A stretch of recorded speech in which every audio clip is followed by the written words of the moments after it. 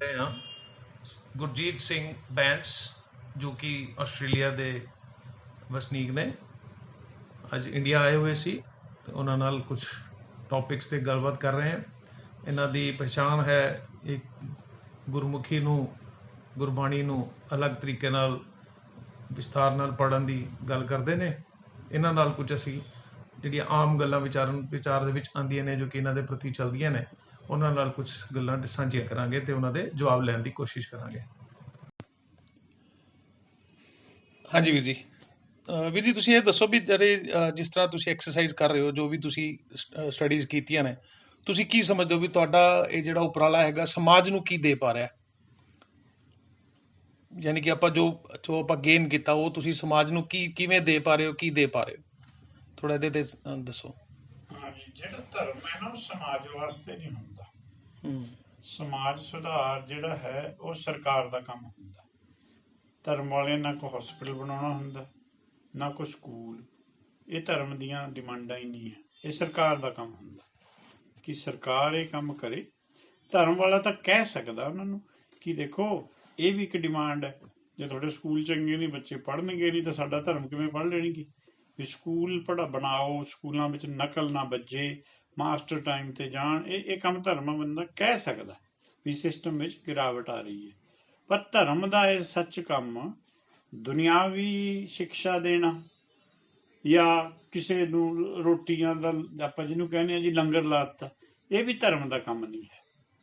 ਧਰਮ ਦਾ ਕੰਮ ਹੈਗਾ ਕਿ ਇੱਕ ਗਿਆਨ ਦੇਣਾ, ਦੱਸਣਾ ਕਿ ਤੁਹਾਡੇ ਅੰਦਰ ਇੱਕ ਜੋਤ ਹੈ, ਜੋਤ ਦੇ ਆਹ ਹਿੱਸੇ ਹੁੰਦੇ ਆ, ਜੇ ਤੁਸੀਂ ਉਸ ਨੂੰ ਸਮਝੋਗੇ ਤਾਂ ਤੁਹਾਡਾ ਇੱਕ ਮੁਕਤੀ ਦਾ ਰਾਹ ਖੁੱਲ ਜਾਂਦਾ।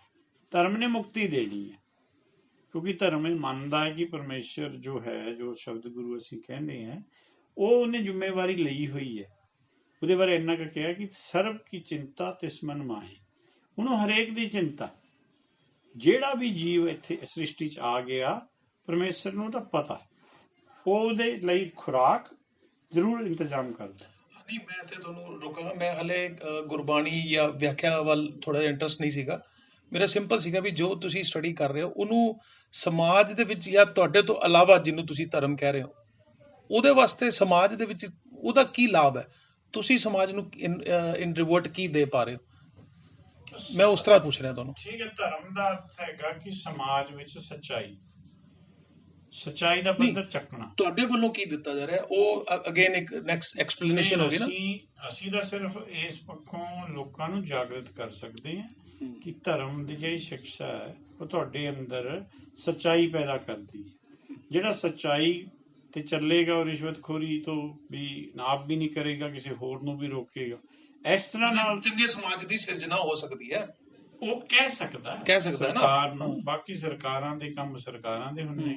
ਅਸੀਂ ਕੋਈ ਜਾ ਕੇ ਉੱਥੇ ਧਰਨਾ ਨਹੀਂ ਲਾ ਕੇ ਬਹਿ ਸਕਦੇ। ਅਸੀਂ ਤਾਂ ਸਿਰਫ ਸਮਝਾਉਣਾ। ਜੇ ਕੋਈ ਸਮਝ ਗਿਆ ਠੀਕ ਹੈ, ਹੌਕਾ ਦੇਣਾ ਹੁੰਦਾ ਚੌਕੀਦਾਰ ਨੇ। ਕੋਈ ਜਾਗ ਗਿਆ ਨਹੀਂ। ਮੈਂ ਥੋੜਾ ਜਿਹਾ ਹੋਰ ਇਹਨੂੰ ਸਪੈਸੀਫਾਈ ਕਰੋ ਵੀ ਤੁਸੀਂ ਜਿਹੜਾ ਰੋਲ ਪਲੇ ਕਰ ਰਹੇ ਹੋ ਉਹ ਕਿਸ ਹੱਦ ਤੱਕ ਤੁਹਾਨੂੰ ਲੱਗਦਾ ਵੀ ਉਹਦੀ ਐਕਸਪੈਂਸ਼ਨ ਹੋ ਗਈ ਜਾਂ ਹੋ ਰਹੀ ਹੈ? ਸਮਾਜ ਦੇ ਪ੍ਰਤੀ ਤੁਹਾਡਾ ਜੋ ਜ਼ਿੰਮੇਵਾਰੀ ਦਾ ਰੂਪ ਹੈ ਉਹਨੂੰ ਤੁਸੀਂ ਸਮਝ ਰਹੇ ਹੋ, ਤੁਸੀਂ ਲੈ ਰਹੇ ਹੋ ਉਹਨੂੰ ਸਮਾਜ ਵਾਸਤੇ ਕਿ ਤੁਸੀਂ ਆਪਣੀ ਸਟੱਡੀ ਵਾਸਤੇ ਇਹਨੂੰ ਕਰ ਰਹੇ ਹੋ? ਤੇ ਮੈਂ ਤਾਂ ਬਹੁਤ ਆਪਣੀ ਸਟੱਡੀ ਲਈ ਉਹ ਕਰਦਾ ਕਿਉਂਕਿ ਸਮਾਜ ਦੇ ਵਿੱਚ ਵਿਚਰਨ ਲਈ ਕੁਝ ਹੋਰ ਤਰ੍ਹਾਂ ਦੀ ਸੋਚ ਚਾਹੀਦੀ ਹੈ। ਸਮਾਜ ਵਿੱਚ ਝੂਠ ਸੱਚ ਸਾਰਾ ਕੁਝ ਫਿਰ ਕਬੂਲ ਕਰਕੇ ਜਿਹੜੇ ਤੁਸੀਂ ਸੋਚਦੇ ਇਨਫਲੂਐਂਸ਼ੀਅਲ ਬੰਦੇ ਆ ਉਹਨਾਂ ਤੋਂ ਤੁਸੀਂ ਦਬ ਕੇ ਚੱਲਦੇ ਹੋ ਕਿਉਂਕਿ ਉਹਨਾਂ ਨਾਲ ਤੁਹਾਨੂੰ ਕੋਈ ਨਾ ਕੋਈ ਕੰਮ ਪਏਗਾ। ਜਿਹੜਾ ਗਰੀਬ ਹੈ ਉਹਨੂੰ ਤੁਸੀਂ ਲਤਾੜਨ ਦੀ ਕੋਸ਼ਿਸ਼ ਕਰਦੇ ਹੋ। ਧਰਮ ਵਿੱਚ ਇਹ ਗੱਲ ਦੀ ਮਨਾਹੀ ਹੈ ਕਿ ਤੁਸੀਂ ਸਭ ਨੂੰ ਇੱਕ ਸਮਝਣਾ। ਜਿਹੜੀ ਪੋਲੀਟੀਕਲ ਸੋਚ ਹੈ, ਪੋਲੀਟਿਕਸ ਵਿੱਚ ਆਪਾਂ ਕਹਿੰਦੇ ਹਾਂ ਬਹਿਸ ਹੁੰਦੀ ਹੈ, ਵਕੀਲ ਬਹਿਸ ਕਰਦੇ ਨੇ, ਵਿਚਾਰ ਨਹੀਂ ਕਰਦੇ। ਧਰਮ ਇੱਕ ਵਿਚਾਰ ਦਾ ਵਿਸ਼ਾ, ਸੋ ਇਹ ਫਰਕ ਰਹਿੰਦਾ। ਉੱਥੇ ਬਹਿਸੇ ਚੱਲਣੀ ਦੁਨੀਆ 'ਚ। ਇਹਨੂੰ ਫਿਰ ਤੁਸੀਂ ਮੈਂ ਤੁਹਾਡੇ ਤੇ ਹੀ ਲਿਆ ਰਿਹਾ ਇਸ ਗੱਲ ਨੂੰ। ਤੁਸੀਂ ਸਮਾਜ ਨੂੰ ਕਿਵੇਂ ਇਹਨੂੰ ਰਿਵਰਟ ਕਰ ਰਹੇ ਹੋ? ਤੁਸੀਂ ਸਮਾਜ ਦੇ ਵਿੱਚ ਕੁਝ ਯੋਗਦਾਨ ਪਾ ਰਹੇ ਹੋ ਜਾਂ ਸਿਰਫ ਆਪਣੀ ਸਟੱਡੀ ਤੱਕ ਰੱਖਿਆ ਹੈ? ਮੈਂ ਤਾਂ ਆਪਣੀ ਸਟੱਡੀ ਤੱਕ ਰੱਖਿਆ। ਜਿੱਥੇ ਲੋੜ ਪੈਂਦੀ ਹੈ ਸਮਾਜ ਨੂੰ, ਜੇ ਮੈਂ ਆ ਰਿਹਾ ਤੇ ਰਾਹ ਦੇ ਵਿੱਚ ਰੋੜਾ ਪਿਆ, ਜੇ ਮੈਂ ਉਹਦੇ ਤੇ ਇੱਕ ਵਾਰ ਮੇਰੀ ਵੱਜੀ ਹੈ ਠੋਕਰ ਤਾਂ ਮੈਂ ਉਹਨੂੰ ਚੱਕ ਕੇ ਪਾਸੇ ਕਰ ਦੂੰ।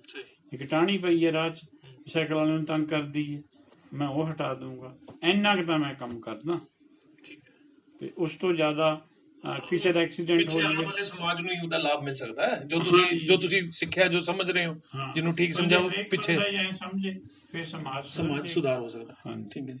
ਤੇ ਇਸੀ ਤਰ੍ਹਾਂ ਦੀ ਗੱਲਾਂ, ਜਿਵੇਂ ਸਾਨੂੰ ਪਤਾ ਹੈ ਕਿ ਤੁਸੀਂ ਸ਼ੁਰੂ 'ਚ ਸੱਚ ਖੋਜ ਅਕੈਡਮੀ ਨਾਲ ਤੁਹਾਡਾ ਐਸੋਸੀਏਸ਼ਨ ਕਹਿ ਲਓ, ਜਾਂ ਤੁਸੀਂ ਉਹਨਾਂ ਨੂੰ ਵਿਚਾਰ ਕਰਦੇ ਰਹੇ, ਜਿਵੇਂ ਵੀ, ਇੱਕ ਪਾਰਟੀਕੂਲਰ ਵਰਡ ਤੇ ਉੱਪਰ ਮੈਂ ਨਹੀਂ ਜਾ ਰਿਹਾ, ਸਮਝ ਜਾਓਗੇ ਤੁਸੀਂ ਵੀ ਮੈਂ ਕੀ ਕਹਿ ਰਿਹਾ। ਸੱਚ ਖੋਜ ਅਕੈਡਮੀ ਦੀ ਜਿਹੜੀ ਆਪਾਂ ਜੇ ਥੋੜਾ ਸਮਝਣਾ ਚਾਹੀਏ, ਸੱਚ ਖੋਜ ਅਕੈਡਮੀ ਕੀ ਹੈ, ਕੀ ਚੀਜ਼ ਸੀ, ਜਾਂ ਕੀ ਕਿਸ ਤਰ੍ਹਾਂ ਦੀ ਉਹ, ਤੁਸੀਂ ਉਹਨੂੰ ਕਿਵੇਂ ਦੇਖਦੇ ਹੋ? ਸੱਚ ਖੋਜ ਅਕੈਡਮੀ ਇੱਕ ਜਿਹੜੀ ਗੁਰਮਤਿ ਦੀ ਵਿਚਾਰਧਾਰਾ ਹੈ, ਉਹਨੂੰ ਗੁਰਮਤਿ ਦੇ ਜੋ ਕੀ ਕਹਿੰਦੇ ਆ ਪੱਧਰ ਤੇ ਦੱਸਣ ਦੀ ਕੋਸ਼ਿਸ਼ ਕਰਦੀ ਹੈ। ਕਿਉਂਕਿ ਹੁਣ ਤੱਕ ਜੋ ਦੱਸਿਆ ਗਿਆ ਸੀ ਉਹ ਗੁਰਮਤਿ ਦੇ ਨਾਂ ਥੱਲੇ ਦੁਰਮਤ ਦਾ ਹੀ ਪ੍ਰਚਾਰ ਹੋਇਆ, ਹੋਣਾ ਵੀ ਸੀ, ਕਿਉਂਕਿ ਪੁਰਾਤਨ ਸਮੇਂ ਵਿੱਚ ਬਹੁਤੇ ਸਿੱਖ ਪੜ੍ਹੇ ਲਿਖੇ ਨਹੀਂ ਸੀ। ਜਿਹੜੇ ਵਿਦਿਆਲੇ ਸੀਗੇ ਪੜ੍ਹਨ ਦੇ, ਉਹ ਇੱਕ ਆਪਾਂ ਕਹਿੰਦੇ ਆ ਵੀ ਸਿਮਰਤ ਸ਼ਾਸਤਰ ਜਿਹਦੇ ਵਿੱਚ ਕੀ ਆਤਮਾ ਪਰਮਾਤਮਾ ਦਾ ਮੇਲ ਲਿਖਿਆ ਸੀ, ਉਸ ਵਿਚਾਰਧਾਰਾ ਦੇ ਅਧੀਨ ਇਹ ਚੱਲੀ ਗਈ। ਇੰਨਾ ਵੀ ਸੱਚ ਖੋਜ ਨੇ ਦੇਖ ਲਿਆ ਵੀ ਇੱਕ ਸ਼ਬਦ ਹੁੰਦਾ ਹੈਗਾ ਪਰਾਤਮਾ, ਜਿਹਨੂੰ ਪਿਤਾ ਕਿਹਾ। ਸੱਚ ਖੋਜ ਨੇ ਉਸ ਤੇ ਜ਼ੋਰ ਦਿੱਤਾ ਕਿ ਪਿਤਾ ਨੂੰ ਖੋਜੋ, ਪਿਤਾ ਬਾਰੇ ਸਮਝੋ, ਪਿਤਾ ਤੋਂ ਹੀ ਸਾਰਾ ਕੁਝ ਮਿਲਦਾ ਜੀਵ ਨੂੰ।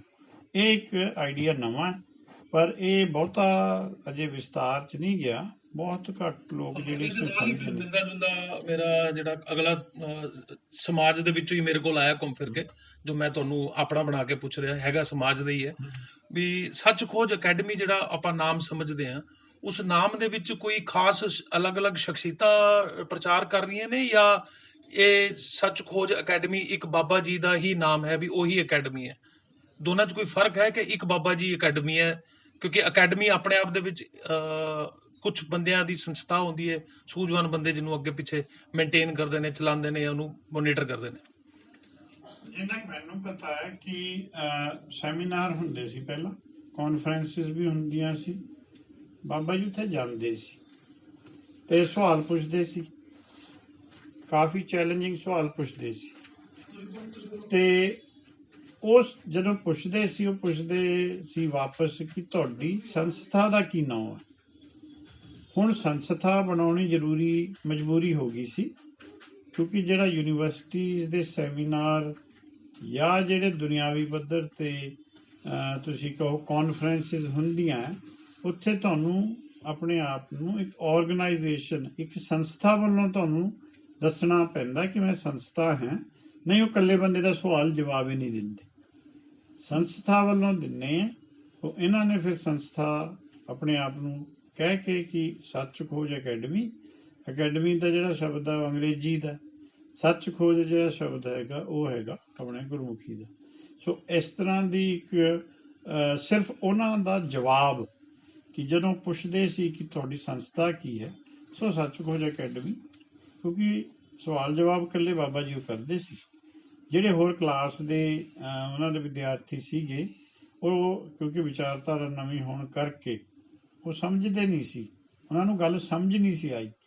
ਤੇ ਉਹਨਾਂ ਦੀ ਗੱਲ ਇਹ ਸੀ ਬਾਬਾ ਜੀ ਨੂੰ ਵੀ ਜੇ ਦੱਸਣਗੇ ਗਲਤ ਦੱਸਣਗੇ, ਇਹ ਤੋਂ ਚੰਗਾ ਵੀ ਮੈਂ ਹੀ ਦੱਸਾਂ। ਇਹ ਫੈਕਟਰ ਰਿਹਾ ਕਿ ਨਾਲ ਦੇ ਜਿਹੜੇ ਹੈਗੇ ਆ ਉਹ ਇੰਨੇ ਗਿਆਨਵਾਨ ਨਹੀਂ ਹੋਏ। ਜੇ ਗਿਆਨਵਾਨ ਹੋਏ ਤਾਂ ਆਦਰ ਭਾਵ 'ਚ ਰਹਿ ਗਏ।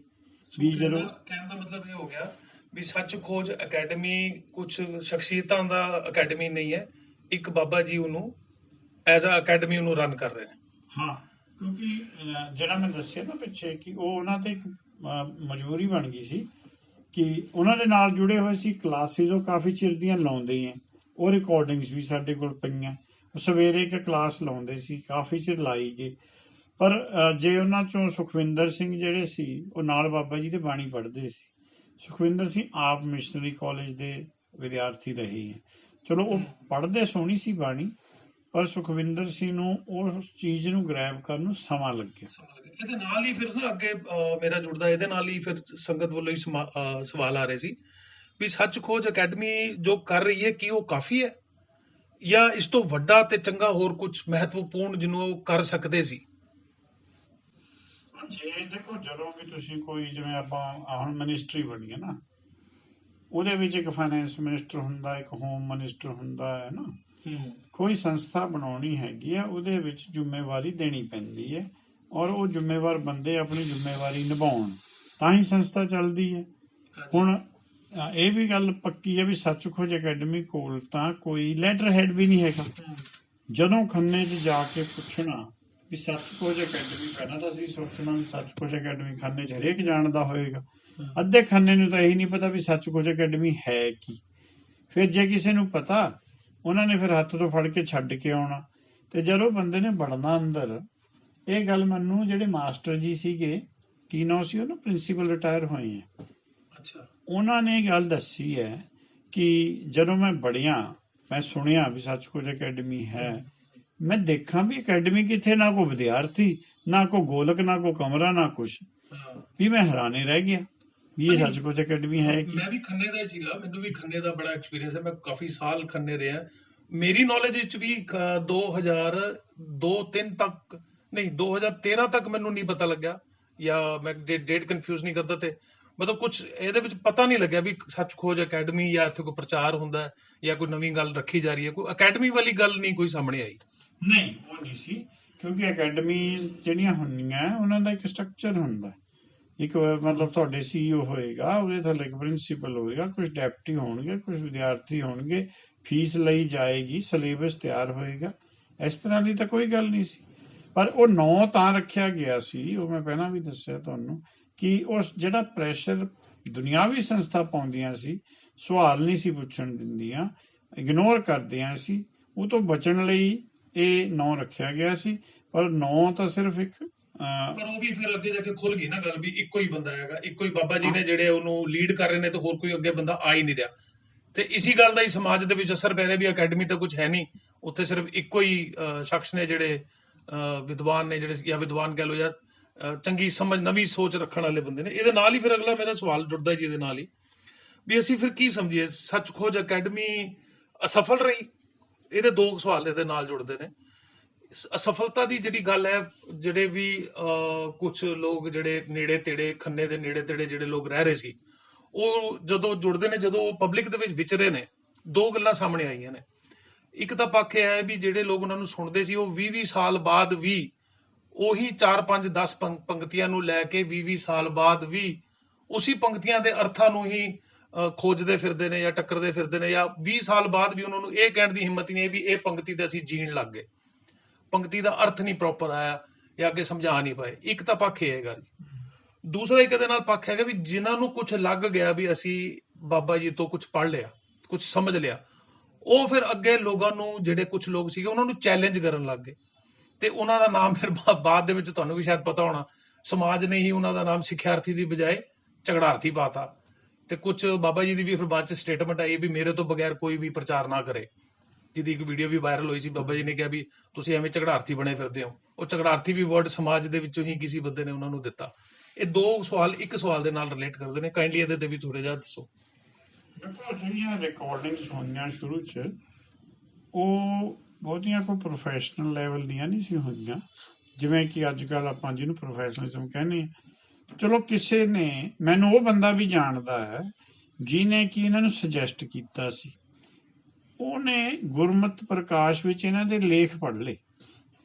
ਲੇਖ ਪੜ੍ਹ ਕੇ ਉਹਨਾਂ ਨੇ ਇਹਨਾਂ ਨੂੰ ਚਿੱਠੀ ਲਿਖੀ ਵੀ ਦੇਖੋ ਤੁਹਾਡੀਆਂ ਗੱਲਾਂ ਜਿਹੜੀਆਂ ਹੈ ਬੜੀਆਂ ਨਵੇਕਲੀਆਂ ਔਰ ਮਨ ਨੂੰ ਟੁੰਬਦੀਆਂ, ਤੁਸੀਂ ਰਿਕਾਰਡਿੰਗ ਸ਼ੁਰੂ ਕਰੋ। ਤੇ ਉਸ ਪੱਖੋਂ ਰਿਕਾਰਡਿੰਗ ਸ਼ੁਰੂ ਹੋਈ। ਪਰ ਜਿਹੜੀਆਂ ਰਿਕਾਰਡਿੰਗਸ ਹੋਈਆਂ ਉਹਦੇ ਵਿੱਚ ਕੋਈ ਦੱਸਣ ਵਾਲਾ ਹੀ ਨਹੀਂ ਸੀ ਵੀ ਇਹਨਾਂ ਨੂੰ, ਇਹਨਾਂ ਦਾ ਸਟੈਂਡਰਡ ਕਿਵੇਂ ਇੰਪਰੂਵ ਕਰੀਏ, ਕਿਹੜਾ ਸਵਾਲ ਪੁੱਛੀਏ, ਕਿਹੜਾ ਨਾ ਪੁੱਛੀਏ। ਸੋ ਉਹ ਗੈਪ ਰਿਹਾ। ਕੋਈ ਵਿੱਚ ਜੇ ਪ੍ਰੋਫੈਸ਼ਨਲ ਬੰਦਾ ਚੰਗਾ ਹੁੰਦਾ ਨਹੀਂ, ਉਹ ਵੀ ਮੈਨੂੰ ਸੁਣਨ ਚ ਆਇਆ ਸੀ, ਆਏ ਸੀ ਕਈ ਲੋਕ ਅੱਗੇ ਵਧੇ ਸੀਗੇ, ਪਰ ਉਹ ਉਸ ਲਹਿਜੇ ਨਾਲ, ਕਿਉਂਕਿ ਅਕੈਡਮੀ ਦਾ ਨਾਮ ਸੁਣ ਕੇ ਐਸੋਸੀਏਟ ਹਰ ਕੋਈ ਹੋਣਾ ਚਾਹੁੰਦਾ, ਖਾਸ ਕਰ ਜਿੱਥੇ ਕੋਈ ਨਵੀਂ ਚੀਜ਼ ਮਿਲਦੀ ਹੈ। ਲੋਕਾਂ ਦਾ ਵੀ ਇੰਟਰਸਟ ਡਿਵੈਲਪ ਹੁੰਦਾ ਵੀ ਇੱਥੇ ਨਵੀਂ ਚੀਜ਼ ਮਿਲਦੀ ਹੈ ਤੇ ਮੈਨੂੰ ਕੁਝ ਕਰਨ ਦਾ ਮੌਕਾ ਮਿਲੇਗਾ। ਇੱਕ ਤਾਂ ਉਹ ਨਹੀਂ ਹੋਇਆ। ਸੋ ਮੇਰੇ ਕਹਿਣ ਦਾ ਮਤਲਬ ਸੀ, ਤੁਸੀਂ ਪਹਿਲੇ ਸਵਾਲ ਦਾ ਜਵਾਬ ਦਿਓ। ਜਿੱਥੇ 20-20 ਸਾਲ ਬਾਅਦ ਵੀ ਜਿਹੜੇ ਉਹਨਾਂ ਦੇ ਨੇੜੇ ਤੇੜੇ ਰਹੇ, ਠੀਕ ਹੈ, ਉਹ ਆਪਾਂ ਗੱਲ ਕਰਦੇ ਹਾਂ, ਅਲੱਗ-ਅਲੱਗ ਬੰਦੇ ਜਿਹੜੇ ਗੱਲ ਕਰਦੇ ਉਹ ਸਮਝਦੇ ਆ ਵੀ 20-20 ਸਾਲ ਹੋ ਗਏ ਸਾਨੂੰ ਇੱਕੋ ਪੰਕਤੀ ਨੂੰ, ਹਾਲੇ ਤੱਕ ਵੀ ਸਾਨੂੰ ਸਮਝ ਨਹੀਂ ਆਈ ਜਾਂ ਐਕਸਪਲੇਨ ਨਹੀਂ ਕਰ ਪਾਏ, ਆਪਣੇ ਆਪ ਤੋਂ ਨਹੀਂ ਆਈ ਤੇ ਅੱਗੇ ਐਕਸਪਲੇਨ ਕੀ ਕਰਨਾ ਸੀ। ਪਹਿਲੇ ਤੇ ਕਿੱਦਾਂ ਜਵਾਬ ਦਿਓ, ਤੇ ਦੂਸਰਾ ਜਿਹੜਾ ਮੈਂ ਤੁਹਾਨੂੰ ਝਗੜਾਰਥੀ ਵਾਲਾ ਪੁੱਛੋ ਮੈਂ ਦੁਬਾਰਾ ਪੁੱਛ ਲੈਣਾ। ਗੱਲ ਇਹ ਹੋਈ ਹੈ ਕਿ ਜਦੋਂ ਸੁਣੀ ਨਾ ਨਵੀਂ ਗੱਲ, ਉਹਨੂੰ ਰਿੜਕਿਆ ਨਹੀਂ, ਉਹ ਸੁਣਦੇ ਸਾਰੇ ਪਬਲਿਕ 'ਚ ਚਲੇ ਗਏ।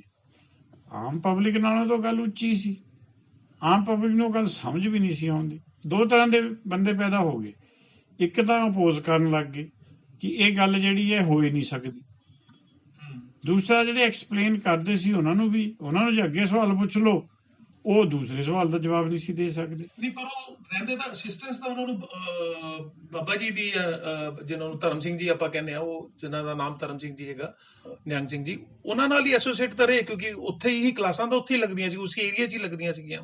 ਨਹੀਂ, ਕਲਾਸਾਂ ਤੋਂ ਨਹੀਂ ਬਹੁਤਾ ਪ੍ਰਚਾਰ ਹੋਇਆ। ਪ੍ਰਚਾਰ ਹੋਇਆ ਜਦੋਂ ਇੰਟਰਨੈਟ ਆ ਗਿਆ, ਉਹ ਸਾਰੀਆਂ ਰਿਕਾਰਡਿੰਗਸ ਇੰਟਰਨੈਟ ਤੇ ਪੈ ਗਈਆਂ। ਤੇ ਜਿਹੜਾ ਢੂੰਡਦਾ ਸੀ, ਮੈਨੂੰ ਕਾਫੀ ਮਿਲੇ, ਮੈਂ ਕਿਹਾ ਵੀ ਤੁਸੀਂ ਪਹੁੰਚ ਕਿਵੇਂ ਗਏ ਉੱਥੇ, ਕਿਵੇਂ ਤੁਸੀਂ ਐਸੋਸੀਏਟ ਹੋਏ ਹੈ? ਉਹ ਕਹਿੰਦੇ ਵੀ ਬਸ ਲੱਭਦੇ ਕੁਦਰਤੀ ਰਿਕਾਰਡਿੰਗ ਸਾਹਮਣੇ ਆ ਗਈ। ਇਹਨਾਂ ਨੇ ਕੋਈ ਪਰਸਨਲੀ ਜਾਂ ਇਹ ਹੁੰਦਾ ਨਾ ਕਿ ਸਿਸਟਮ ਹੁੰਦਾ ਵੀ ਟੈਗ ਪਾ ਦਿਓ, ਟੈਗ ਨਾਲ ਤੁਹਾਡੀ ਸਰਚ ਫਸਟ ਆ ਜਾਵੇ, ਇਹੋ ਜਿਹਾ ਸਿਸਟਮ ਨਹੀਂ ਸੀ ਸੱਚ ਖੋਜ ਅਕੈਡਮੀ ਕੋਲ। ਕੋਈ ਵੀ ਜਿਹੜੇ ਨਾਲ ਬੰਦੇ IT ਦੇ ਸੀ, ਕੋਈ IT ਦਾ ਬੰਦਾ ਨਹੀਂ ਸੀ, ਇੰਨਾ ਵੀ ਇੱਕ ਦੋ ਸੱਜਣ ਸੀ, ਉਹ ਪਾਈ ਗਏ ਰਿਕਾਰਡਿੰਗ, ਦੂਸਰਿਆਂ ਨੂੰ ਦੇ ਦਿੱਤੀਆਂ। ਜਿਵੇਂ ਮੈਂ ਪਹਿਲੀ ਵਾਰ ਜਦੋਂ ਰਵਿਦਾਸ ਬਾਣੀ ਸੁਣੀ, ਉਹ ਇੱਕ ਕੰਟੀਨਿਊਟੀ 'ਚ ਸੀ।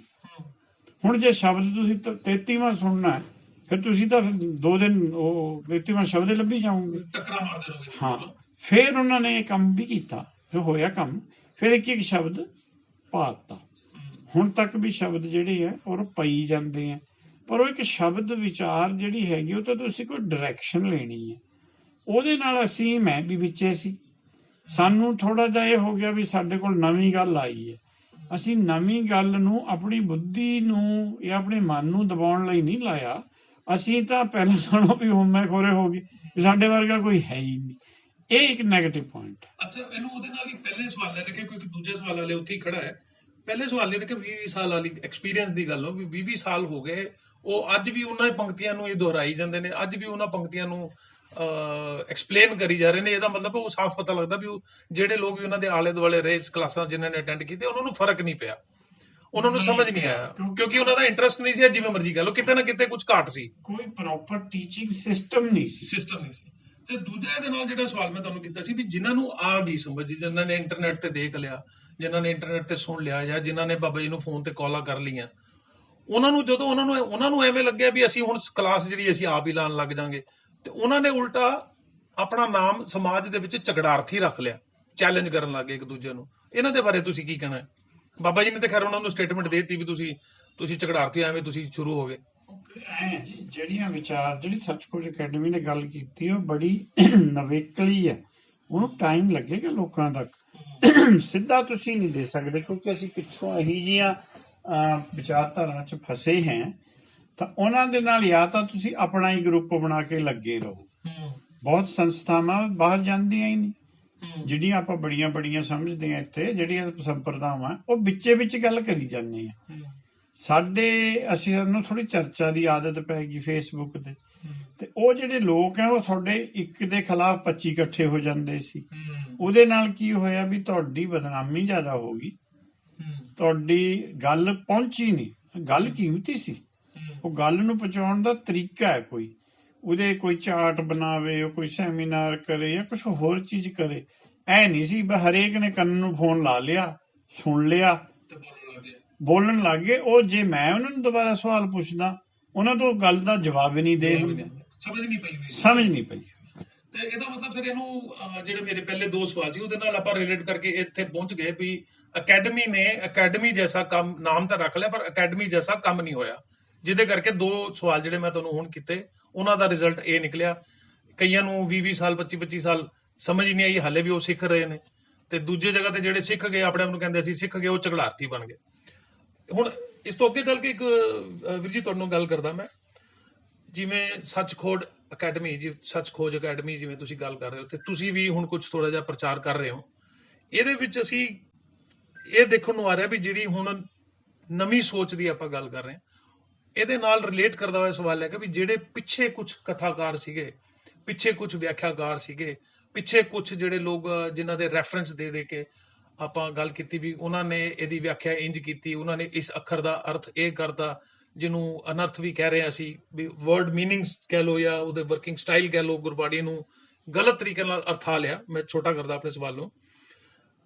ਉਸ ਨੂੰ ਸੰਗਤ ਨੇ ਸੁਣਨ ਦੀ ਸ਼ਕਤੀ ਦੇ ਵਿੱਚ ਉਹਨੂੰ ਜਦੋਂ ਕਨਵਰਟ ਕੀਤਾ ਤੇ ਸੰਗਤ ਦੇ ਵਿੱਚ ਇੱਕ ਬੜੀ ਆਮ ਚਰਚਾ ਜੀ ਹੋ ਰਹੀ ਹੈ। ਲੋਕਾਂ ਨੇ ਇਹ ਦੇਖ ਲਿਆ ਵੀ ਤੁਸੀਂ ਸਾਨੂੰ ਫਰਕ ਸਮਝਾ ਰਹੇ ਹੋ ਗੁਰਬਾਣੀ ਦੇ ਅਰਥਾਂ ਦਾ ਵੀ ਪਿੱਛੇ ਗਲਤ ਹੋਏ ਨੇ, ਜਾਂ ਤੁਸੀਂ ਸਿਰਫ ਇੱਕ ਭੰਡਣ ਦਾ ਕੰਮ ਕਰ ਰਹੇ ਹੋ ਵੀ ਪੁਰਾਣੇ ਲੋਕਾਂ ਨੂੰ ਅਸੀਂ ਭੰਡ ਦਈਏ, ਕਿਉਂਕਿ ਸਾਡੇ ਕੋਲ ਇੱਕ ਨਵੀਂ ਸਟਾਈਲ ਹੈਗੀ ਹੈ, ਅਸੀਂ ਨਵੀਂ ਚੀਜ਼ ਕਰ ਰਹੇ ਹਾਂ। ਸੰਗਤ ਦੇ ਵਿੱਚ ਇੱਕ ਨਾਮ ਜ਼ਰੂਰ ਆ ਗਿਆ, ਇਹ ਸਮਝਾ ਘੱਟ ਰਹੇ ਨੇ ਤੇ ਭੰਡ ਜ਼ਿਆਦਾ ਰਹੇ ਨੇ, ਕਿਉਂਕਿ ਦੋਨਾਂ ਗੱਲਾਂ 'ਚ ਫਰਕ ਆਮ ਵੀ ਸਮਝ ਆਉਂਦਾ ਵੀ ਤੁਸੀਂ ਇੱਕ ਨਵੀਂ ਚੀਜ਼ ਦੇ ਰਹੇ ਹੋ, ਠੀਕ ਹੈ, ਨੈਚੁਰਲੀ ਤੁਸੀਂ ਨਵੀਂ ਦੇ ਰਹੇ ਹੋ ਤਾਂ ਪੁਰਾਣੀ ਨੈਚੁਰਲੀ ਕੱਟੀ ਜਾਏਗੀ, ਤਾਂ ਹੀ ਨਵੀਂ ਪੇਸ਼ ਹੋਏਗੀ ਨਾ, ਨਹੀਂ ਤੇ ਉਹੀ ਹੋ ਜਾਏਗੀ। ਉਹਦੇ ਵਿੱਚ ਇੱਕ ਭੰਡਣ ਦੀ ਜਿਹੜੀ ਸੈਂਸ ਹੈਗੀ ਆਮ ਸੰਗਤ ਦੇ ਵਿੱਚ ਬਹੁਤ ਜ਼ਿਆਦਾ ਪ੍ਰਚਲਿਤ ਹੈ। ਇਹਦੇ ਬਾਰੇ ਤੁਸੀਂ ਕੀ ਕਹਿ ਰਹੇ ਹੋ? ਨਹੀਂ, ਜਿਹੜਾ ਸਾਡਾ ਸਿਸਟਮ ਹੈਗਾ ਨਾ ਜੀ, ਉਹਦੇ ਵਿੱਚ ਖਾਮੀ ਹੈ। ਸਾਡਾ ਜਿਹੜਾ ਐਜੂਕੇਸ਼ਨ ਸਿਸਟਮ ਵੀ ਹੈ ਨਾ, ਉਹਦੇ ਵਿੱਚ ਜੋ ਅਸੀਂ ਸਿੱਖ ਲਿਆ ਨਾ ਪਹਿਲੀ ਵਾਰ, ਉਹ ਬਦਲਣਾ ਬੜਾ ਔਖਾ ਹੁੰਦਾ ਜੀ। ਗੁਰਮੁਖਾਂ ਨੇ ਤਾਂ ਬਦਲ ਲਿਆ, ਪਰ ਹਰੇਕ ਗੁਰਮੁਖ ਨਹੀਂ ਹੁੰਦਾ। ਇਹ ਸਬਜੈਕਟ ਵੀ ਗੁਰਮੁਖਾਂ ਦਾ। ਹੁਣ ਐਡੀਆਂ ਐਡੀਆਂ ਸੰਸਥਾਵਾਂ ਬਣ ਗਈਆਂ, ਇੰਨੇ ਲੋਕ ਜੁੜ ਗਏ, ਉਹ ਕਿਸ ਨਾਲ ਜੁੜੇ ਹੋਏ ਆ? ਉਹ ਜੁੜੇ ਹੋਏ ਤਾਂ ਆਪਣੀ ਹਉਮੈ ਕਰਕੇ ਹੀ ਆ ਉੱਥੇ। ਜੇ ਤੁਸੀਂ ਕਿਸੇ ਨੂੰ ਚੈਲੰਜ ਕਰਦੇ ਹੋ, ਉਹਦੀ ਹਉਮੈ ਪਰ ਥੋੜੀ ਸੱਟ ਵੱਜਦੀ ਹੈ, ਫਿਰ ਉਹ ਵੀ ਰਿਐਕਟ ਕਰਦਾ। ਹੁਣ ਉਹ ਰਿਐਕਸ਼ਨ ਨੂੰ ਅਸੀਂ ਕਿਵੇਂ ਲੈਣਾ? ਸਾਡੀ ਟ੍ਰੇਨਿੰਗ ਨਹੀਂ ਹੈ। ਅਸੀਂ ਉਹਨੂੰ ਜਿੱਥੇ ਚੁੱਪ ਕਰਨਾ ਚੁੱਪ ਨਹੀਂ ਕਰਦੇ, ਅਸੀਂ ਜਾਣ ਕੇ ਉੱਥੇ ਓਵਰ ਰਿਐਕਟ ਕਰਦੇ ਹਾਂ। ਉਹ ਫਿਰ ਜਿਹੜੀ ਸੱਚ ਸੀ ਉਹ ਕਿਨਾਰੇ ਹੀ ਰਹਿ ਜਾਂਦਾ, ਝਗੜਾ ਮੂਹਰੇ ਆ ਜਾਂਦਾ। ਪਰ ਉਹ ਲੋਕ ਬਦਲਣਾ ਨਹੀਂ ਚਾਹੁੰਦੇ, ਉਹ ਤੁਹਾਨੂੰ ਕਿਸੇ ਹੋਰ ਪੱਖੋਂ ਪੇਸ਼ ਕਰ ਦਿੰਦੇ ਆ। ਇਹ ਵੀ ਪ੍ਰੋਬਲਮ ਹੈ। ਬਾਕੀ ਸਾਡੀਆਂ ਜਿਹੜੀਆਂ ਸੰਸਥਾਵਾਂ, ਉਹਨਾਂ ਨੇ ਕੋਈ ਰੋਲ ਨਹੀਂ ਪਲੇ ਕੀਤਾ। ਜੇ ਕੋਈ ਨਵੀਂ ਗੱਲ ਆਈ ਹੈ ਤਾਂ ਕਿਉਂ ਨਹੀਂ ਅਕਾਲ ਤਖਤ ਆ ਜਿਹੜਾ ਵੀ ਸਾਡਾ ਸਿਸਟਮ ਹੈ, ਉਹ ਕਹੇ ਵੀ ਠੀਕ ਹੈ ਵੀ 50-60 ਵਿਦਿਆਰਥੀਆਂ ਨੂੰ ਸਿਖਾ ਦਿਓ, ਹੌਲੀ ਹੌਲੀ 5 ਸਾਲ 10 ਸਾਲ 'ਚ ਕੰਮ ਚੱਲੇ। ਉਹਨਾਂ ਕੋਲ ਬਾਬਾ ਜੀ ਕੋਲੇ ਰਿਸੋਰਸਿਸ ਨਹੀਂ ਹੈ। ਉਹਨਾਂ ਨੇ ਗੱਲ ਤਾਂ ਕੀਤੀ ਹੈ, ਤੇ ਜਿਹੜੀ ਫਾਰਮ ਚੋਂ ਗਾਹਾਂ ਜਾ ਰਹੀ ਹੈ ਉਹ ਤੋਂ ਕਿਤੇ ਜ਼ਿਆਦਾ ਇੰਪਰੂਵ ਹੋ ਸਕਦੀ ਹੈ, ਪਰ ਕੋਈ ਸੰਸਥਾ ਜੁੜੇ ਨਾਲ। ਉਹੀ ਅਗੇਨ ਫਿਰ ਆਪਾਂ ਘੁਮਾ ਕੇ ਉੱਥੇ ਪੁਆਇੰਟ ਤੇ ਆ ਗਏ ਵੀ ਅਕੈਡਮੀ ਦਾ ਜਿਹੜਾ ਵਰਡ ਮੀਨਿੰਗ ਹੈ, ਉਹ ਆਪਾਂ ਅਕੈਡਮੀ ਦਾ ਵਰਡ ਮੀਨਿੰਗ ਆਪ ਹੀ ਨਹੀਂ ਸਮਝ ਪਾਏ। ਨਹੀਂ, ਉਹ ਅਕੈਡਮੀ ਵਰਡ ਉੱਥੇ ਤਾਂ ਲਾਇਆ ਗਿਆ ਤਾਂ ਕਿ ਉਹਦਾ ਅਗਲੇ ਬੰਦੇ ਤੇ ਪ੍ਰਭਾਵ ਪੈ ਸਕੇ। ਉਹ ਕੋਈ ਅਕੈਡਮੀ ਵਾਲੀ ਗੱਲ ਨਹੀਂ ਹੈ। ਆਪਾਂ ਅਕੈਡਮੀਜ਼ ਦੇਖੀਆਂ, ਉਹ ਤਾਂ ਸਿਰਫ ਇੱਕ ਮੌਕੇ ਦੀ ਲੋੜ ਸੀ। ਮੈਂ ਉਹੀ ਸਮਝ ਗਿਆ। ਅੱਗੇ ਫਿਰ ਉਸ ਮੌਕੇ ਨੂੰ ਫਲਰਿਸ਼ ਨਹੀਂ ਕੀਤਾ ਨਾ, ਅਕੈਡਮੀ ਨੂੰ ਅਕੈਡਮੀ ਦੀ ਤਰ੍ਹਾਂ ਜਿਹੜੀ ਆਪਾਂ ਨਹੀਂ ਰਨ ਕੀਤਾ ਨਾ, ਅਕੈਡਮੀ ਦੀ ਉੱਥੇ ਘਾਟ ਰਹਿ ਗਈ। ਜਿਹੜੇ ਵਰਡ ਮੀਨਿੰਗਸ ਤੇ ਆਪਾਂ ਜਾਣਦੇ ਆ, ਜਾਂ ਅਕੈਡਮੀ ਖੁਦ ਜਾਂਦੀ ਹੈ ਵਰਡ ਮੀਨਿੰਗਸ ਨੂੰ ਲੈ ਕੇ ਵੀ ਅਰਥ ਗਲਤ ਹੋ ਗਿਆ, ਅਕੈਡਮੀ ਦਾ ਅਰਥ ਵੀ ਗਲਤ ਹੋ ਗਿਆ। ਚਲੋ, ਆਈਡੀਆ ਤਾਂ ਸੀਗਾ, 2-3 ਵਾਰ ਜ਼ਮੀਨ ਲੈ ਕੇ ਸੋਚਿਆ, ਪਰ ਹੁਣ ਕਿਹੜਾ ਇੰਨੀ ਹਿੰਮਤ ਕਰੇ ਸਿਲੇਬਸ ਬਣਾਏ। ਚਲੋ, ਉਹ ਤਾਂ ਜਦੋਂ ਕਿਸੇ ਨੂੰ ਤੁਸੀਂ ਦਰਵਾਜ਼ਾ ਖੋਲੋਗੇ ਤੇ ਕੋਈ ਨਾ ਕੋਈ ਬੰਦੇ ਆ ਹੀ ਜਾਂਦੇ ਨੇ, ਬੁੱਧੀਜੀਵੀ ਬਹੁਤ ਨੇ, ਸੰਗਤ ਬਹੁਤ ਬੰਦਿਆਂ 'ਚ ਤਿਆਰ ਬੈਠੀ ਹੈ। ਤੁਸੀਂ ਵੀ ਸਟੱਡੀ ਖੁਦ ਹੀ ਕੀਤੀ ਹੈ, ਉਹਨਾਂ ਤੋਂ ਬਾਅਦ ਅਲੱਗ ਹੋ ਕੇ ਤੁਸੀਂ ਵੀ ਆਪਣੀ ਖੋਜ ਕੀਤੀ ਹੈ, ਤੁਸੀਂ ਵੀ ਇੱਕ ਸਟੇਜ ਤੇ ਪਹੁੰਚੇ ਹੀ ਹੋ। ਐਸੀ ਕੋਈ ਗੱਲ ਨਹੀਂ ਹੈ। ਜੇ ਕੋਈ ਗੇਟ ਓਪਨ ਹੁੰਦਾ ਬੰਦਾ ਕਰ ਲੈਂਦਾ। ਦੇਖੋ, ਟੀਮ ਵਰਕ ਇੱਥੇ ਚਾਹੀਦਾ ਹੈਗਾ। ਉਹਨਾਂ ਨੇ ਜੋ ਕਹਿਤਾ ਉਹਨੂੰ ਪਹਿਲਾਂ ਤੁਸੀਂ ਇੰਪਰੂਵ ਕਰੋ, ਕਿਉਂਕਿ ਜੋ ਉਹਨਾਂ ਨੇ ਕਿਹਾ ਉਹ ਫਾਈਨਲ ਚੀਜ਼ ਤਾਂ ਹੈ ਨਹੀਂ। ਉਹਨਾਂ ਨੇ ਇੱਕ ਰਸਤਾ ਦੱਸਿਆ। ਉਹਨਾਂ ਤੋਂ ਕਿਹੜੇ ਜਿਹੜਾ ਆਪਾਂ ਸ਼ਬਦ ਭੇਦ ਹੁੰਦਾ ਹੈ, ਬਾਹਰੋਂ ਭੁੱਲ ਚੁੱਕ ਬੋਲਦੇ ਤਾਂ ਹੋ ਜਾਂਦੀ ਹੈ। ਜੇ ਤੁਸੀਂ ਸ਼ਬਦੇ ਗਲਤ ਪੜ੍ਹਤਾ, ਹੁਣ ਸ਼ਬਦੀ ਸ਼ਬਦ ਦੇ ਅਰਥ ਹੋਰ ਹੈ, ਸ਼ਬਦ ਦੇ ਹੋਰ ਹੈ। ਜੇ ਸ਼ਬਦੀ ਨਹੀਂ ਪੜ੍ਹਿਆ, ਉਹਨਾਂ ਨੇ ਸ਼ਬਦ ਦੇ ਅਰਥ ਕਰਤੇ, ਉਹ ਫਿਰ ਅਰਥ ਬਾਅਦ ਦੇ ਵਿੱਚ ਡਿਫਰੈਂਟ ਵੀ ਹੋ ਜਾਂਦੇ। ਪਰ ਉਹਨਾਂ ਨੂੰ ਫਾਈਨਲ ਨਹੀਂ, ਉਹਦਾ ਇੱਕ ਡਾਇਰੈਕਸ਼ਨ ਹੈ, ਤੁਸੀਂ ਆਪ ਮਿਹਨਤ ਕਰੋ। ਚਲੋ, ਹੁਣ ਕਿਉਂਕਿ ਆਪਾਂ ਇੰਨੀ ਲੰਬੀ ਗੱਲ ਕਰਕੇ ਆਏ, ਹੁਣ ਆਪਾਂ ਅਕੈਡਮੀ ਵਾਲੇ ਚੀਜ਼ ਨੂੰ ਛੱਡ ਦਿੰਦੇ ਹਾਂ। ਨੈਕਸਟ ਅੱਗੇ ਜਿਹੜੀ ਇਹਦੇ ਨਾਲ ਹੀ ਰਿਲੇਟ ਕਰਨ ਵਾਲੀ ਗੱਲ, ਜੇ ਤੁਸੀਂ ਵਰਡ ਮੀਨਿੰਗ ਦੀ ਗੱਲ ਕਰ ਰਹੇ ਹੋ, ਜਿਹੜੀ ਨਵੀਂ ਪਨੀਰੀ ਹੈ ਜਾਂ ਜਿਹੜੇ ਪੁਰਾਣੇ ਲੋਕ ਨੇ ਇਸ ਚੀਜ਼ ਨੂੰ ਸਮਝਣਾ ਚਾਹ ਰਹੇ ਨੇ, ਜਿਨ੍ਹਾਂ ਦਾ ਕੁਝ ਇੰਟਰਸਟ ਬਣੇਗਾ ਹੈ ਜੀ, ਉਹਦਾ ਤੁਸੀਂ ਕੀ ਸਮਝਦੇ ਹੋ ਵੀ ਉਹ ਆਪਣਾ ਤਾਲਮੇਲ ਕਿਵੇਂ ਬਿਠਾਵੇ?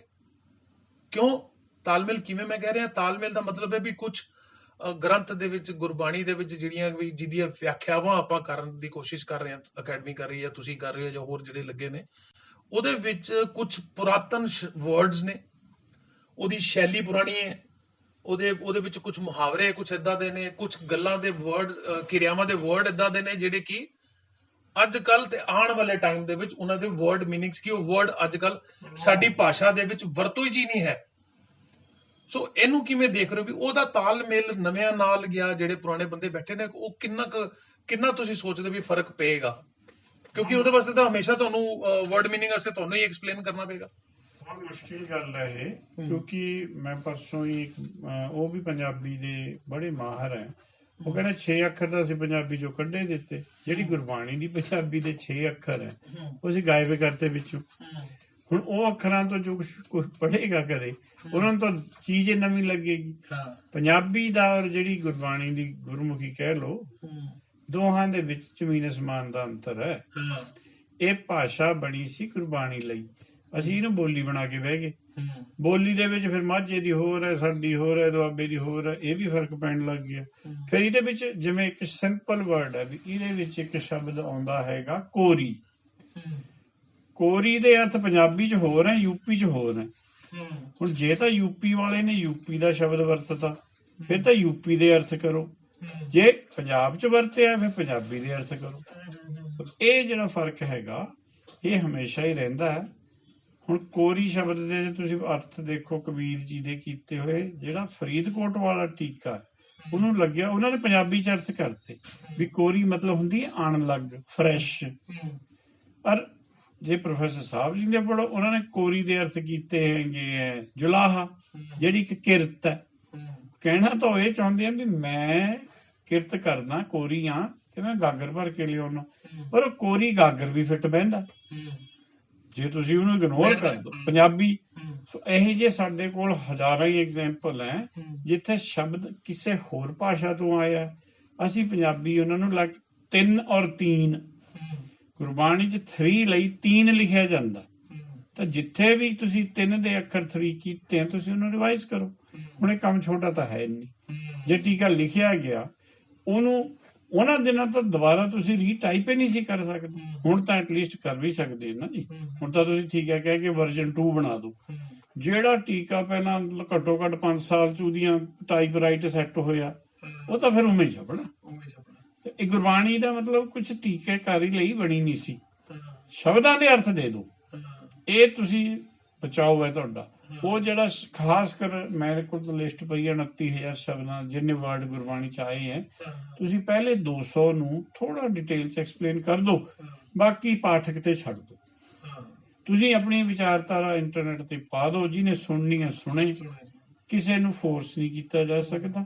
ਇਹ ਪਰ ਐਕਸਪੀਰੀਅੰਸ ਦੀ ਗੱਲ ਹੈ, ਜਦੋਂ ਮੈਂ ਸ਼ੁਰੂ 'ਚ ਲੱਗਿਆ ਮੈਂ ਵੀ ਕਰਦਾ ਫੋਰਸ ਸੀ, ਫਿਰ ਹੌਲੀ ਹੌਲੀ ਸਮਝ ਆਉਂਦੀ ਹੈ ਵੀ ਇਹ ਉਹਨਾਂ ਦੀ ਪਕੜ ਤੋਂ ਗੱਲ ਬਾਹਰ ਹੈਗੀ। ਮਤਲਬ ਤਾਲਮੇਲ ਦੀ ਜਿਹੜੀ ਮੈਂ ਗੱਲ ਸੰਗਤ ਵੱਲੋਂ ਮੇਰੇ ਕੋਲ ਸੁਨੇਹਾ ਆਇਆ, ਉਹ ਮੈਂ ਤੁਹਾਨੂੰ ਇਹ ਪੁੱਛਣਾ ਚਾਹੁੰਦਾ ਵੀ ਜਿਹੜਾ ਤਾਲਮੇਲ ਦੀ ਕਹਾਣੀ ਹੈ ਉਹ ਡਿਫਿਕਲਟ ਹੈ, ਔਰ ਡਿਫਿਕਲਟ ਤੋਂ ਬਾਅਦ ਇਹਦਾ ਰਿਜ਼ਲਟ ਉਹਨੂੰ ਹੀ ਮਿਲਣਾ ਜਿਹੜਾ ਆਪ ਕੁਝ ਇੰਟਰਸਟ ਲਏਗਾ, ਔਰ ਇੰਟਰਸਟ ਤਾਂ ਲਏਗਾ ਵੀ ਜੋ ਉਹਨੂੰ ਪਤਾ ਹੋਏਗਾ ਵੀ ਮੈਨੂੰ ਇਸ ਗ੍ਰੰਥ ਦੇ ਵਿੱਚੋਂ ਕੁਝ ਮਿਲ ਸਕਦਾ ਹੈ। ਹਾਂਜੀ, ਆਪਣੇ ਲਈ ਕਰਨਾ ਤੇ ਉਸ ਤੋਂ ਬਾਅਦ ਉਹਨੂੰ ਵਿਚਾਰੀ ਜਾਣਾ ਦੁਬਾਰਾ, ਉਹਦੇ 'ਚ ਤੁਹਾਨੂੰ ਕੁਛ ਨਾ ਕੁਛ ਆਪਣੀ ਖੋਜ 'ਚੋਂ ਖਾਮੀਆਂ ਲੱਭੀ ਜਾਣਗੀਆਂ। ਇੱਕ ਇਹੋ ਜਿਹਾ ਪ੍ਰੋਸੈਸ ਹੈ, ਜੇ ਤੁਸੀਂ ਅਕੈਡਮਿਕਲੀ ਚਲਾਈਏ ਤਾਂ ਪ੍ਰੋਪਰਲੀ ਚੱਲਣਾ ਚਾਹੀਦਾ ਵੀ ਫਸਟ ਕਲਾਸ ਕੀ ਹੋਊ, ਸੈਕਿੰਡ 'ਚ ਕੀ ਹੋਊ, ਥਰਡ 'ਚ ਕੀ ਹੋਊ, ਫਿਰ ਐਗਜ਼ਾਮ ਵੀ ਲਓ, ਚੱਲ ਸਕਦਾ ਹੈ। ਆਪਾਂ ਇਹਨੂੰ ਐਜ਼ ਅ ਹਿਸਟਰੀ ਲੈ ਕੇ ਤੇ ਫਿਊਚਰ ਆਪਣਾ ਸੁਧਾਰਨ ਲਈ ਇਹਦਾ ਕੋਈ ਪ੍ਰੋਗਰਾਮ ਬਣਾਈਏ ਤੇ ਬਣ ਸਕਦਾ ਹੈਗਾ। ਤੁਸੀਂ ਕੋਈ ਵੈਸਟਰਨ ਫਿਲਾਸਫਰਸ ਇਨਵੋਲਵ ਕਰੋ, ਉਹਨਾਂ ਨੂੰ ਇਹ ਗੱਲ ਸਮਝਾਓ ਕਿ ਭਾਈ ਇਸ ਤਰ੍ਹਾਂ ਦੀ ਗੱਲ ਹੈਗੇ, ਕੁਝ ਬੰਦੇ ਇੰਟਰਸਟਿਡ ਹੋ ਜਾਣਗੇ। ਜਿਹੜਾ ਅਕੈਡਮਿਕਸ ਦਾ ਕੰਮ ਹੈ ਅੱਜ ਤੱਕ ਬਹੁਤਾ ਜ਼ਿਆਦਾ ਪੰਡਤਾਂ ਨੇ ਕੀਤਾ।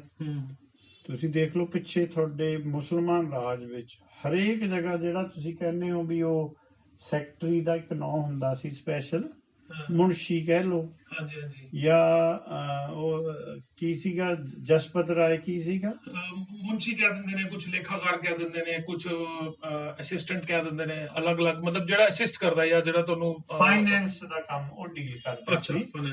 ਈਵਨ ਮੁਸਲਮਾਨ ਵੀ ਪੰਡਤਾਂ ਨੂੰ ਰੱਖਦੇ ਸੀ ਵੀ ਪੰਡਤਾਂ ਦੀ ਬੁੱਧੀ ਤੇਜ਼, ਉਹ ਅਰਜੀ ਨਵੀਸ ਵੀ ਆਪਾਂ ਕਹਿ ਸਕਦੇ ਹੋ ਤੁਸੀਂ। ਉਹਨਾਂ ਦਾ ਇੱਕ ਸਪੈਸ਼ਲ ਨਾਂ ਹੁੰਦਾ, ਚਲੋ ਆਪਾਂ ਨੂੰ ਯਾਦ ਆ ਜਾਏਗਾ, ਲੋਕਾਂ ਨੂੰ ਪਤਾ ਲੱਗ ਗਿਆ ਵੀ ਉਹ ਮੁਸਲਮਾਨਾਂ ਨੇ ਵੀ ਸਮਝਿਆ ਵੀ ਸਾਡੇ ਆਪਣੇ ਮੁਸਲਮਾਨ ਜਿਹੜੇ ਬੰਦੇ ਆ ਉਹਨਾਂ ਨਾਲੋਂ ਪੰਡਤ ਦਾ ਦਿਮਾਗ ਤੇਜ਼ ਹੈ।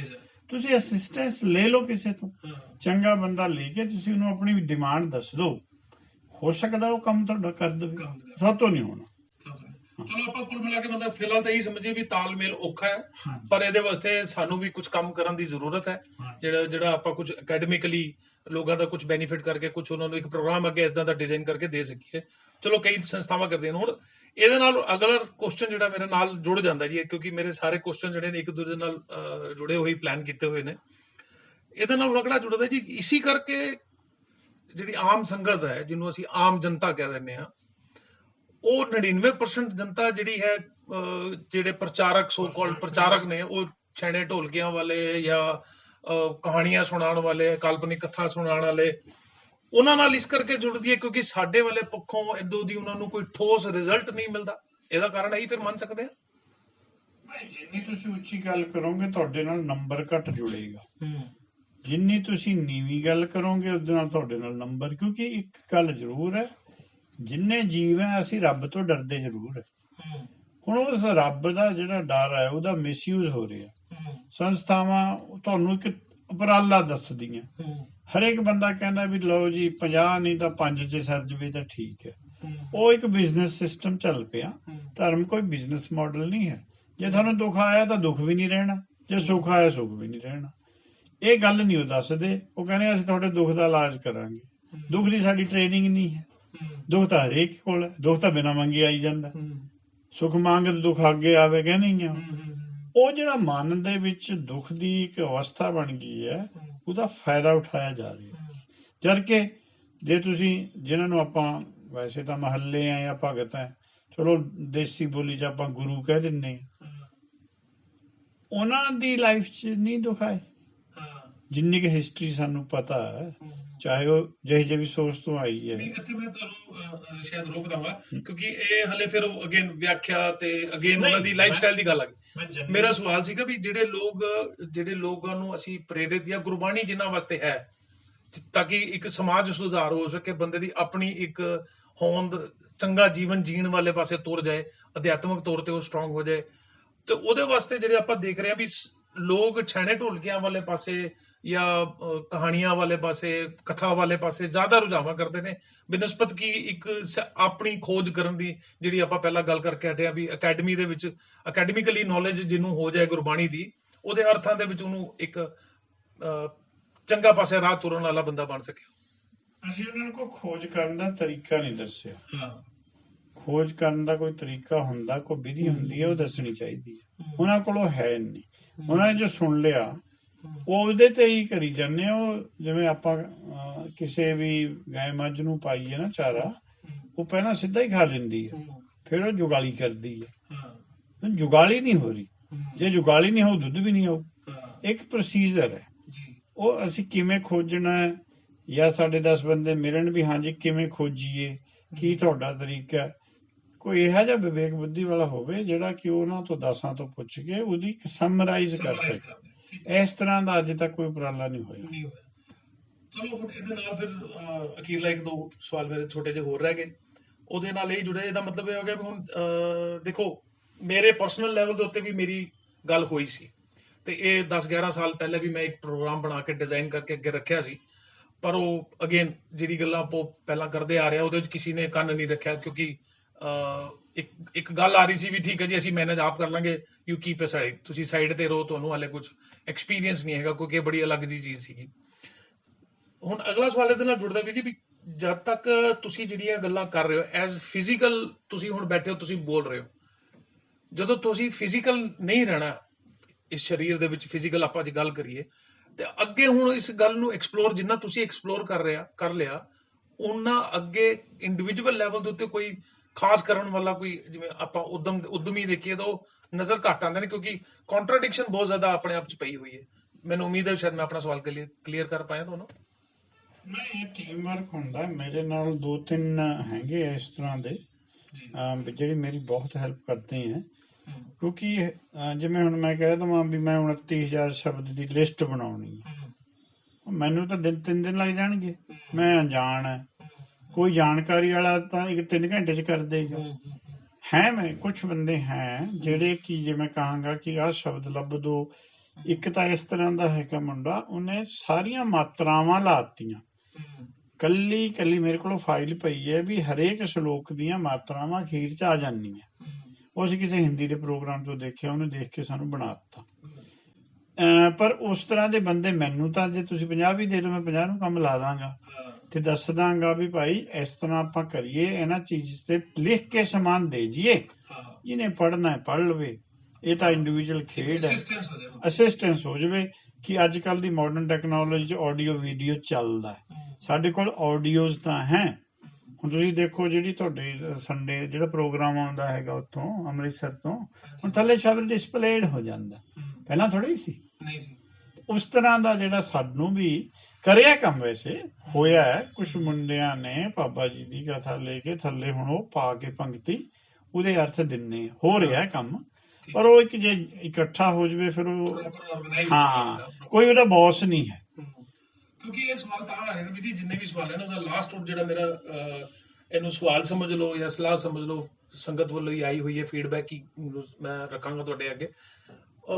ਆਮ ਤੌਰ ਤੇ ਗੱਲਾਂ ਆ ਰਹੀਆਂ ਨੇ ਵੀ ਉਹ ਇਮੀਡੀਏਟਲੀ ਤੁਹਾਨੂੰ ਕੋਈ ਕੁਐਸਚਨ ਕਰਦਾ ਹੈ, ਇਮੀਡੀਏਟਲੀ ਤਾਂ ਉਹਨੂੰ ਰਿਲੀਫ ਮਿਲਦਾ, ਉਹਨੂੰ ਕੁਝ ਗੱਲ ਸਮਝ ਆਉਂਦੀ ਹੈ, ਪਰ ਉਹ ਥੋੜੇ ਟਾਈਮ ਬਾਅਦ ਹੀ ਗੱਲ ਫਿਰ ਉਹ ਜਿਹੜੀ ਮੈਂ ਪਹਿਲੇ ਪੁੱਛੀ ਸੀ ਵੀ 20 ਸਾਲ ਹੋ ਗਏ ਉਸੇ ਪੰਕਤੀਆਂ ਤੋਂ ਬਾਹਰ ਨਹੀਂ ਆ ਰਹੇ, ਅੱਗੇ ਜੀਵਨ ਦੇ ਵਿੱਚ ਐਕਸਪੀਰੀਅੰਸ ਨਹੀਂ ਹੋ ਰਿਹਾ, ਐਕਸਪੈਰੀਮੈਂਟ ਨਹੀਂ ਹੋ ਰਿਹਾ, ਅੱਗੇ ਨਹੀਂ ਤੁਰ ਪਾ ਰਹੇ, ਫਿਰ ਉਹ ਉੱਥੇ ਨਮੋਸ਼ੀ ਉਹਨਾਂ ਦੇ ਪੱਲੇ ਪੈਂਦੀ ਹੈ। ਉਹ ਫਿਰ ਨਮੋਸ਼ੀ ਦੇ ਵਿੱਚ ਕਿਉਂਕਿ ਉਹਨਾਂ ਦਾ ਪ੍ਰੈਕਟੀਕਲ ਨਹੀਂ ਉਹਨਾਂ ਨੂੰ ਸਮਝ ਆਇਆ।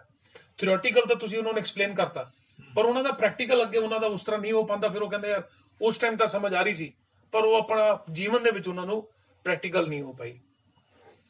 ਜਦੋਂ ਕਿਸੇ ਸਵਾਲ ਦਾ ਕੋਈ ਜਵਾਬ ਨਹੀਂ ਹੈ, ਜਿਹੜੇ ਨੂੰ ਅਸੀਂ ਜਵਾਬ ਸਮਝਦੇ ਹਾਂ ਟੈਂਪਰੇਰੀਲੀ ਤੁਹਾਡੇ ਸਵਾਲ ਨੂੰ ਪਿੱਛੇ ਕਰ ਦਿੰਦਾ, ਪਰ ਜਵਾਬ ਨਹੀਂ ਹੈਗਾ ਉਹ। ਅਸਲੀ ਜਵਾਬ ਤੁਹਾਡੇ ਕੋਲ ਹੀ ਹੈ ਉਹਦਾ, ਤੁਸੀਂ ਆਪ ਖੋਜੋ। ਜੇ ਮੈਂ ਤੁਹਾਨੂੰ ਕਹਾਂ ਜੀ ਮੈਂ ਇੱਥੋਂ ਜਾਣਾ ਹੈਗਾ ਜੀ ਦਿੱਲੀ ਨੂੰ, ਤੁਸੀਂ ਕਹੋ ਵੀ ਜਿਹੜੀ ਮਰਜ਼ੀ ਸੜਕ ਤੇ ਚਲੇ ਜਾਓ, ਸੱਜੇ ਨੂੰ ਹੀ ਜਾਈ ਜਾਓ, ਕਿਉਂਕਿ ਦਿੱਲੀ ਹੈ ਹੀ ਸੱਜੇ ਪਾਸੇ। ਮੈਂ ਪਹਿਲੀ ਮਿਸ ਕਰ ਗਿਆ, ਦੂਈ ਤੀਹ ਨਹੀਂ ਚੌਥੀ। ਐਂ ਦੱਸਣ ਦਾ ਫਰਜ਼ ਬਣਦਾ ਤੁਹਾਡਾ ਵੀ ਇੱਕ ਡਾਇਰੈਕਸ਼ਨ ਹੈ। ਨਦੀ ਜਿਹੜੀ ਹੈ ਉਹ ਸਮੁੰਦਰ ਨੂੰ ਕਿਵੇਂ ਮਿਲੇਗੀ? ਗੁਰੂ ਨਾਨਕ ਜੀ ਕਹਿੰਦੇ ਵੀ ਜੇ ਉਹਦਾ ਦੂਸਰਾ ਸਟੈਪ ਪਹਿਲੇ ਨਾਲੋਂ ਨੀਵਾਂ ਹੈ ਤਾਂ ਉਹ ਮਿਲ ਜਾਏਗੀ। ਇਹ ਫਿਲਾਸਫੀ ਹੈ। ਜੇ ਉਹ ਪਲੇਨ 'ਚ ਚੱਲੀ ਜਾਂਦੀ ਹੈ ਉਹ ਨਹੀਂ ਮਿਲ ਸਕਦੀ। ਸੋ ਸਾਡਾ ਜਿਹੜਾ ਵੀ ਅੱਗੇ ਖੋਜ ਕਰਦੇ ਆ ਪਹਿਲਾਂ ਨਾਲੋਂ ਸਟੈਪ ਨੀਵਾਂ ਦਾ ਮਤਲਬ ਹੈ ਤੁਹਾਡਾ ਮਨ ਉਹਦੇ ਨਾਲੋਂ ਪਹਿਲਾਂ ਨਾਲੋਂ ਇੱਕ ਅਸਵਸਥ ਅਵਸਥਾ 'ਚ ਆ ਜਾਵੇ। ਪਰ ਜੇ ਅਸੀਂ ਸਿਰਫ ਸਿੱਖਣਾ ਬੈਸਣ ਲਈ ਹੈ, ਮੈਂ ਵੀ ਕੀਤਾ ਹੈ ਕੰਮ, ਉਹਦੇ 'ਚ ਤੁਹਾਨੂੰ ਰਿਲੀਫ ਮਿਲ ਜਾਂਦਾ, ਕਿਉਂਕਿ ਮਨ ਨੂੰ ਬੜੀ ਖੁਸ਼ੀ ਹੁੰਦੀ ਹੈ ਵੀ ਅੱਜ ਮੈਂ 4 ਬੰਦੇ ਹਰਾਏ। ਪਰ ਉਹ ਕਾਹਦੀ ਹਾਰ ਜਿੱਤ ਹੈ? ਉਹ ਵੀ ਤਾਂ ਤੁਹਾਡੇ ਆਪਣੇ ਹੀ ਹੈ।